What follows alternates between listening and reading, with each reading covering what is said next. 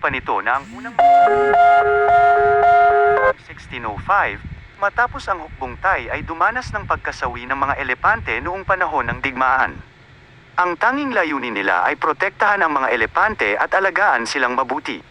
Dahil dito, gumawa sila ng isang mapanganib na anyo ng martial art na tinatawag na Muay Thai. Nang marinig ito, ang kanyang anak na si Ong ay naging interesado at ipinahayag ang kanyang pagnanais na maging isa sa kanila. Pagkatapos ay bumuo siya ng isang hindi mapaghihiwalay na ugnayan sa isang lalaking elepante na pinangalanang Poirier. Sa susunod na eksena, naglakbay si Poirier sa kakahuyan kasama ang isang babaeng elepante. Dahil dito, nag-alala ang batang lalaki dahil inakala niyang iiwan siya ng kanyang kaibigan, ngunit pinakalma siya ng kanyang ama at sinabi sa kanya na babalik din si Ye. Ang pelikula pagkatapos ay pinutol sa ilang taon kung saan si Poirier at ang babaeng elepante na si Cup ay nagsilang ng isang malusog na elepante na pinangalanang Corn. Lumaki na rin si Ong na naging isang nakamamatay na mandirigmang Jan Turugkabert. Isang araw, habang nagpapastol si Corn sa bukid, biglang pinalibutan siya ng ilang mga mangangaso. Ngunit bago pa nila siya madala, dumating agad ang kanyang mga magulang at nailigtas siya. Habang nagsisimulang tumakas ang mga mangangaso, hindi sinasadyang napaputok ng isa sa kanila ang kanyang baril at tumama ito kay Cup. Sa kasamaang palad, siya ay pumanaw at ang maliit na elepante ay naiwan na walang ina. Nasasaktan si Ong dahil dito, ngunit ipinangako niyang poprotektahan sina Ye at Corn sa anumang paraan. Pagkalipas ng ilang linggo, habang nasa labas si Ong kasama si Corn, nilapitan sila ng kanyang ama at binanggit ang kahalagahan ng malalakas na elepante. Inihayag niya na ang pinakamahusay na mga elepante sa bansa ay pinili para sa maharlikang hari. Dahil dito, ang isang napakatinding proseso ng pagpili ay isinagawa at tanging ang pinakamakapangyarihang mga elepante lamang ang mapipili. Sa susunod na eksena, nagsimulang maghanda ang nayon ni Ong para sa taunang pagdiriwang na pinangalanang Songkran Water Festival. Samantala, si Mr. Sethep, isang lokal na MP, ay nagsagawa ng isang malaking okasyon upang ipagdiwang siya bilang isang miyembro ng bagong gobyerno ng Thai. Nabalitaan na susuriin nila ang mga elepante para sa pagiging hari. Hinihikayat ng isang lokal na ginang si Ong na isali ang kanyang mga elepante sa kompetisyon. Nagdalawang isip si Ong na makibahagi dahil ayaw niyang mawalay sa kanyang pinakamamahal na elepante ngunit alam din niya na iyon ang tamang gawin. Humingi agad siya ng paumanhin kay Ye kung hindi na niya muling makikita ang kanyang anak na si Corn. Sa araw ng pagdiriwang, dinala ni Ong at ng kanyang ama si Ye kay Mr. Sethep at sa anak nito na si Koy. Ngunit sinabi ni Koy kay Ong na maghintay sa labas, at dinala ang elepante at ang ama ni Ong sa loob ng parke, kung saan nakalagay ang iba pang mga elepante. Samantala, gumala si Ong sa palengke kasama ang batang elepante at binilhan siya ng kampana. Ang dalawa ay nag-enjoy sa panunood ng blind boxing. Gayunpaman, si Ong ay nalibang sa laro at hindi napansin na ang maliit na elepante ay gumala mag-isa kasunod ng isang grupo ng mga malilikot na bata. Sa parke, pinapirma ng isa sa mga tauhan ni Sethep ang ama ni Ong ng ilang papeles na hindi niya mabasa at hiniling na umuwi siya. Nang maramdamang niloloko siya, ang ama ni Ong ay nagprotesta at inatake si Koy. Gayunpaman, nagalit si Koy at binarilang matanda. Ikinagalit ito ni Ye at sinimulan niyang habulin ang lalaki at ang mga alipores nito. Sa gitna ng kaguluhan, dinala ng isang grupo ng mga lalaki ang batang elepante ni Ong. Sa kalaunan ay natagpuan ni Ong ang kanyang ama at bago ito mahimatay, sinabi niya kay Ong ang tungkol kay Ye. Samantala, nakita ng higanteng elepante ang mga kidnapper at hinabol sila sa buong lungsod. Gayunpaman, ang mga lalaki ay dinala rin ang higanteng elepante at umalis kasama ng parehong mga hayop. Pagkalipas ng ilang araw, gumaling ang ama ni Ong at nagsagawa sila ng tradisyonal na seremonya ng oracle na ginagawa upang mahanap ang mga nawawalang kaluluwa. Sa susunod na eksena, nalaman ni Ong ang tungkol sa kinaroroonan ni Koy at sinugod ang kanyang bahay na barko. Inatake siya ng mga bandido at nangyari ang mahabang pakikibaka. Si Ong ay nag-iisa ngunit nagawa niyang talunin ang mga masasamang tao.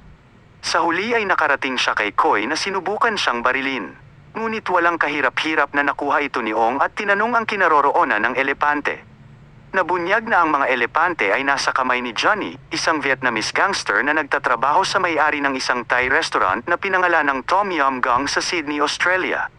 Bago makaalis si Ong, dumating si Mr. Sethep at pinasundan siya sa mga tauhan nito, gamit ang sasakyang panghangin at tubig. Gayunpaman, kahit papaano ay naiwasan ni Ong ang lahat ng mga lalaki, at nagawang wasakin ang isa sa mga chopper gamit ang kanilang bangka. 2 linggo ang lumipas at ang balita ng paglipat ng mga elepante sa Australia ay kumalat sa buong bansa, na nagdulot ng protesta mula sa mga aktivista. Samantala, si Mr. Wittaya Themirat na may-ari ng Thai restaurant na Tom Yum Goong ay napatay. Every day wins with Cloud9. Ito ay pinaniniwalaan na ang motibo ng pagpatay ay ang pagkakasangkot ni Wittaya sa isang Chinese mafia gang at maraming mga ilegal na aktibidad na maaaring humantong sa hidwaan sa negosyo sa pagitan nila.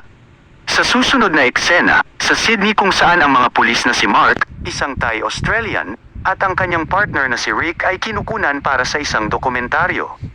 Si Mark ay nakaistasyon sa lugar kung saan maraming Asyano sa Sydney. Kilala niya ang lahat kasama ang mga magnanakaw. Sa ibang lugar, isang Thai na estudyante na nagngangalang Pia ang nakikitang pinagbantaan ng isang grupo ng mga lalaki. Napag-alaman na si Pia ay kasintahan ng yumaong si Mr. Wittaya at pinipilit siya ng mga ito na maging isang call girl para mabayaran ang utang ng kanyang kasintahan. Sa sumunod na eksena, ang isang transgender na miyembro ng Chinese gang na nagngangalang Madam Rose ay nakita sa isang pulong kasama ang pinuno ng gang at ang kanyang tiyuhin na si Mr. Sim. Naging malinaw na gusto niyang maging pinuno ng seguridad ng gang. Gayunpaman, pakiramdam ni Mr. Sim na hindi niya kakayanin ang responsibilidad at sinabi sa kanya na pangasiwaan na lang ang restaurant sa halip, na labis niyang ikinadismaya. Sa wakas ay dumating na si Ong sa Sydney kung saan sumakay siya ng taxi at sinabi sa driver na dalhin siya sa Tom Yum Goong. Sa daan, bigla na lang silang hinabol ng ilang sasakyan ng mga pulis. Ang driver pala ay isang wanted na magnanakaw na nagpapanggap bilang isang taxi driver. Si Mark at ang kanyang partner na si Rick ay nakisali na rin sa paghabol at kalaunan ay napalibutan nila ang magnanakaw. Ngunit ang lalaki ay hinawakan si Ong habang tinututukan ng baril. Gayunpaman, mabilis itong nadisarmahan ni Ong upang mapalaya ang sarili. Biglang isang pangatlong pulis na si Inspector Vincent ang nagpakita at pinagbabaril ang magnanakaw. Sinusundan na pala ni Vincent si Ong simula nang umalis siya ng airport. Matapos mamatay ang magnanakaw, sinubukan niyang barilin si Ong. Gayunpaman, nakaligtaan niya ang pagbaril at nakatakas si Ong. Nataranta sa mga aksyon ni Vincent, tinanong siya ni Mark at iginiit niya na kasabwat si Ong, dahilan para habulin siya ni na Mark at Rick para mahuli. Sinimulan ng dalawang habulin si Ong. Sa huli ay nahuli nila siya at nagmaneho patungo sa istasyon ng pulisya. Sa sasakyan, sinabi ni Ong kay Mark na hinahanap niya ang kanyang mga kamag-anak nang hindi ipinaalam na ang mga nasabing kamag-anak ay mga elepante pala. Habang nasa daan, huminto si Mark sa Tom Yum Goong restaurant para makipagkita sa isang kakilala. Doon, nakita ni Ong si Johnny mula sa loob ng sasakyan at nagalit. Hinimok niya sina Mark at Rick na arestuhin si Johnny, ngunit sinabi ni Mark na hindi niya magagawa dahil walang may pakitang patunay ng krimen si Ong. Wala nang magawa, si Ong ang naging sanhi ng pag-crash ng sasakyan at siya ay muling nakatakas. Sinundan niya si Johnny sa isang tulay kung saan ito nakatakdang makipagkita kay Pia. Hinarap ni Ong si Johnny at sinabing ibalik ang kanyang mga elepante. Gayunpaman, hindi siya pinansin ni Johnny at inutusan ang kanyang mga alipores na sila na ang bahala kay Ong. Isang matinding laban ang naganap at madaling natalo ni Ong ang mga kalaban, na nagudyok sa kanila na tumakbo. Habang sinusundan sila ni Ong, binalaan siya ni Pia na hindi dapat siya nakikialam kay Johnny at sa kanyang mga tauhan. Gayunpaman, hindi niya pinapansin ang payo ng babae at sinundan ng isa sa mga alipores ni Johnny. Pinilit niya ang mga alipores na dalhin siya sa hideout ni Johnny, na nakaabala sa isang deal sa droga. Galit na galit, ipinatawag ni Johnny ang hindi mabilang na mga mahilig sa matinding labanan upang bugbugin si Ong. Mas marami sila sa kanya at pinalibutan siya. Isang nakakapagod na laban ang nangyari ngunit muling nanalo si Ong. Pagkatapos ay sinubukan niyang habulin si Johnny ngunit nakatulog sa eskinita dahil sa sobrang panghihina. Sa kabutihang palad, si Pia na nagkataon na dumaan, ay napansin siya sa kalye at dinala siya sa apartment nito. Samantala, sina Mark at Rick ay tinanggal sa kaso ng matakasan sila ni Ong mula sa kanilang sasakyan. Sa halip, itinalaga sila upang tulungan si Vincent na magbigay ng seguridad para sa pagpupulong ng komisyoner ng pulisya kay Mr. Sim. Sa ibang lugar, sa kanyang pagtulog, si Ong ay nanaginip ng isang epikong labanan na kinasasangkutan ng mga elepante at ng Jaturong Kabert, ang mga tagapagtanggol ng elepante. Sa sandaling iyon, nakatanggap si Pia ng tawag mula sa mga tauhan na pinagkakautangan niya ng pera at nagpa siyang umalis. Pagkaalis niya, nagising si Ong mula sa kanyang panaginip. Tumingin siya sa paligid ng apartment ni Pia at napansin niya ang mga larawan nito kasama si Johnny. Samantala, ang lokal na balita ay nagsimulang magulat na si Ong ay sangkot sa pagtitinda ng droga sa Sydney at siya ay pinaghahanap ng pulisya.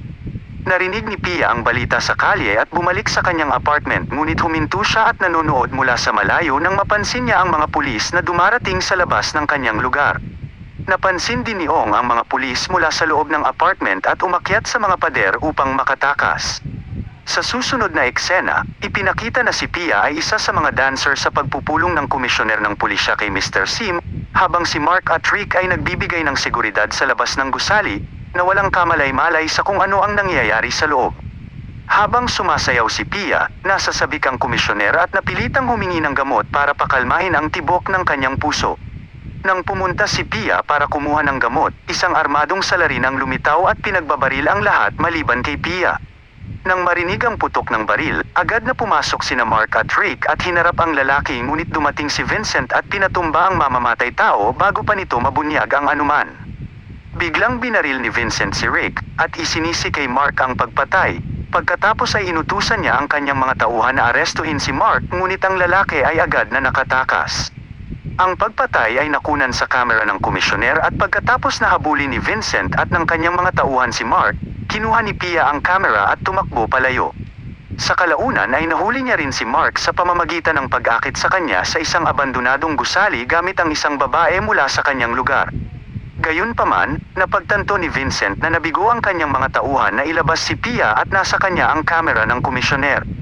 Pagkatapos ng kaunting habulan, sa huli ay naaresto nila siya, ngunit nang dadalhin na nila sa istasyon ng pulisya ay dumating si Ong at nailigtas siya mula sa mga tiwaling pulis.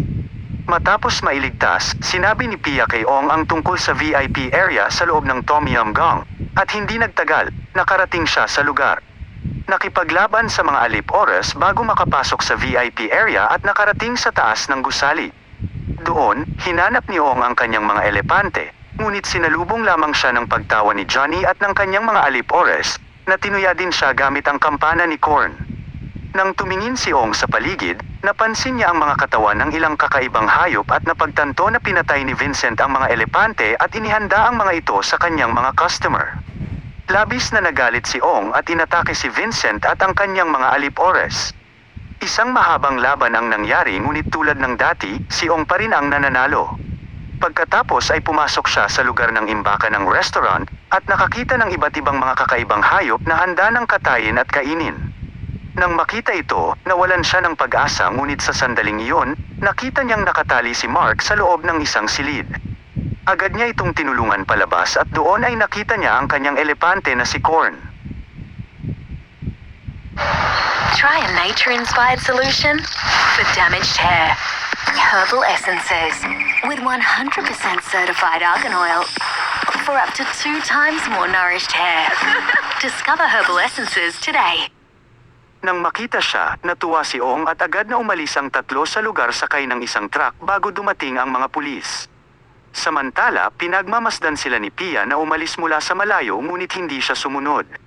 Sa ibang lugar, sa panahon ng anunsyo ng bagong pinuno ng Chinese gang, nilaso ni Madam Rose ang 2 pang posibleng kahalili na nagbigay daan sa kanyang pag-akyat sa posisyon ng pamumuno. Samantala, kumakalat ang balita tungkol sa restaurant na naghahain ng karne ng mga delikadong hayop at napilitang isara ang gusali. Matapos madismaya muli ni Johnny, sinimulan ni Vincent ang paghahanap kina Ong at Mark na nagtatago sa isang templo ng Buddhist. Pagkalipas ng ilang araw ay nagpasya silang umalis sa monasteryo upang maiwasan ang pag-atake dito ng mga kalaban. Gayunpaman, sa lalong madaling panahon pagkatapos ng kanilang pag-alis, ang templo ay sinunog ni Vincent at ng kanyang mga alip-oras. Sa paniniwalang maaaring nasa panganib ang templo at ang mga naninirahan dito, nagpasya ang 2 na bumalik. Pagdating nila, si Ong ay nakaharap ang 3 assassin, isang mabangis na kapirista, isang dalubhasa sa wushu na may hawak na espada, at isang higanteng wrestler. Kahit papaano ay natalo ni Ong ang 2 assassin, ngunit masyadong malakas at malaki para sa kanya ang wrestler. Nang malapit na siyang matalo sa wrestler, dumating ang mga pulis at dumating si Mark upang tulungan siyang tumakas. Samantala, pumunta si Pia sa pulisya at ipinakita sa kapitan ang ebidensya na nagpapakita na si Vincent at ang kanyang mga alipores ang pumatay sa komisyoner at sa iba pang mga tao.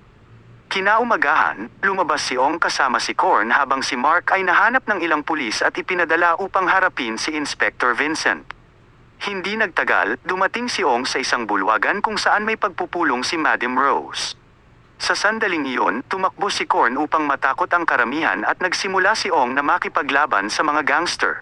Sa ibang lugar, dinakip ni Mark si Vincent at nang malapit na niya itong arestuhin, dumating si Johnny doon at binaril si Vincent. Si Mark ay naiwang nakatulala sa pangyayari ngunit inihayag ni Johnny na ito ay isang paghihiganti para sa isang bagay na personal. Sa susunod na eksena, nakita ni Ong ang kanyang sarili na kasama si Korn sa isang malaking silid, at ipinakita sa kanya ang bangkay ng kanyang amang elepante na may mga alahas bilang regalo kay Madam Rose. Labis itong ikinalungkot ni Ong at naalala ang panahon kasama ang minamahal na elepante. Gayunpaman, wala siyang gaanong oras para magdalamhati ng umatake ang mga tauhan ni Madam Rose. Puno ng paghihiganti, inatake sila ni Ong ng mas malupit, sa pamamagitan ng pagbali sa mga braso at binti nila. Naramdaman ang panganib, ipinatawag ni Madam Rose ang wrestler mula sa templo, kasama ang 3 pang malalaking tao. Bagamat sinubukan ni Ong ang kanyang makakaya na mapantayan ang mga lalaki, madali siyang napipigilan at natatalo.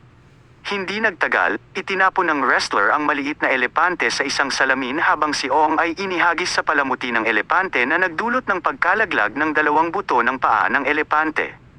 Napagtanto ni Ong na ang mga litid ay ang pinakamahina at mahalagang bahagi ng isang elepante na protektahan, at sa kaalamang ito ay natalo niya ang 4 na malupit na wrestler sa pamamagitan ng paggamit ng matutulis na dulo ng mga buto ng elepante upang hiwain ang kanilang mga litid.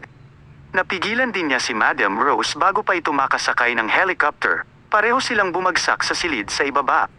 Sa kabutihang palad, ang pagkahulog ni Ong ay nasalo ng mga pangil ni Ye. Sa pagtatapos ng pelikula, nagkita si Mark at ang kanyang hepe. Pinatawad na niya ito pagkatapos ay binigyan siya ng bagong partner na nagsasalita katulad ng kanyang wika. Sa huling eksena ng pelikula, narinig ang isang pagsasalaysay mula kay Mark na ipinapakita ang mga eksena